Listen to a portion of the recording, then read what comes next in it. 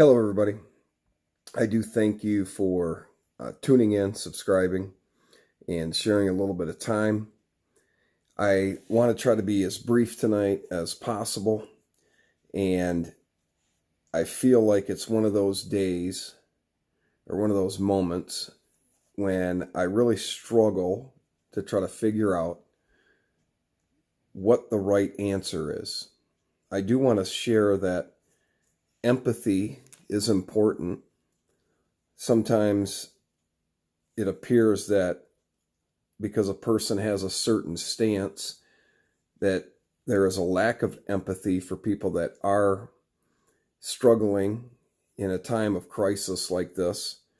But I also want to make sure that, as much as I recognize that, when we use phrases like the most vulnerable amongst us, or the segments of our population that are most vulnerable, I want to caution us to make sure that we're understanding exactly who that is. And people with underlying health conditions, diabetes seems to be one that is in compromised immune systems. So I'm not a doctor, but I read a lot of things, and it just seems like we have willingly exchanged our liberties, our constitutional rights, because we were told we were going to be more safe. The danger, according to the numbers, because I keep asking, how many people are dying because of the flu? How many people are dying because of pneumonia? How many people are dying because of congestive heart disease or any of these other things? We know that car accidents are down. We know that there are a number of things that we actually can track.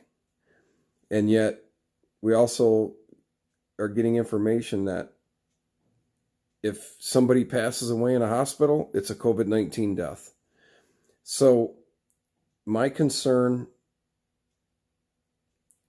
continues to be, as a citizenry of the United States of America, a resident of Michigan, are we doing the right thing in seriously jeopardizing 240 years of economic development, the most prosperous and generous nation and governance, United States of America, a constitutional republic, 240 years of economic development that have done more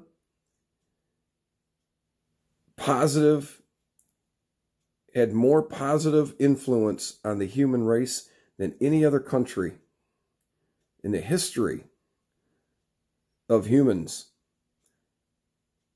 And we are placing that whole system into an ICU situation. When terms like the cure cannot be worse than the disease is used, that's what we're talking about. I do hear in Michigan that there are a number of businesses that are just talking about opening up on their own on Monday, April 20th. Our hospitals are not overrun. We can practice wearing masks and good hygiene in public. I think we really need to evaluate what our real convictions are over the next 3 to 4 days. I'm going to continue to try to do more research. I'm not saying as a matter of factly, but what it looks like now is that this is not a crisis that is a health concern to millions of Americans. But this is a crisis, a man-made crisis that is a financial and economic concern to hundreds of millions of Americans and even billions globally, because we are the most significant aspect to the global economy, and we must be responsible for that.